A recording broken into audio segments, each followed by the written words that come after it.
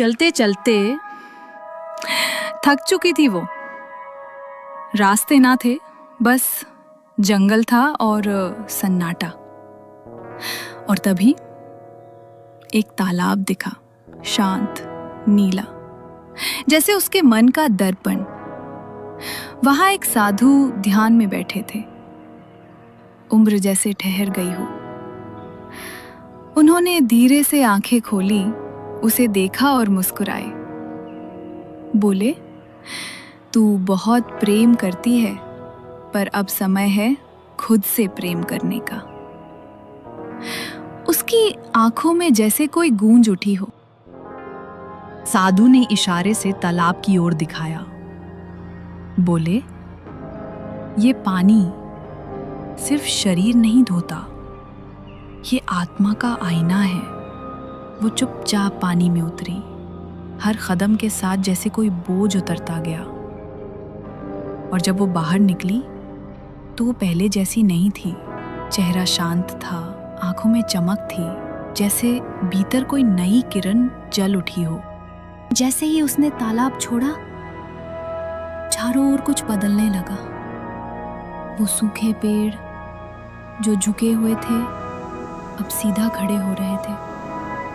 शाखों पर फिर से पत्ते उगने लगे, फूल खिल उठे।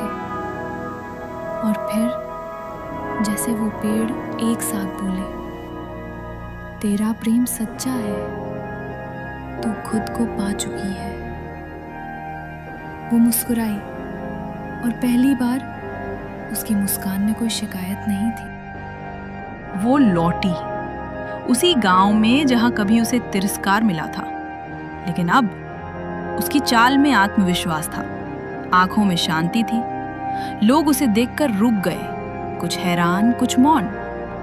एक छोटा बच्चा दौड़ कर आया, उसे गले लगा लिया, और शायद उस पल सब समझ गए, वो अब सिर्फ एक औरत नहीं थी, वो प्रेम, सहनशीलता और आत्मबल की जीती जाती मिसाल थी।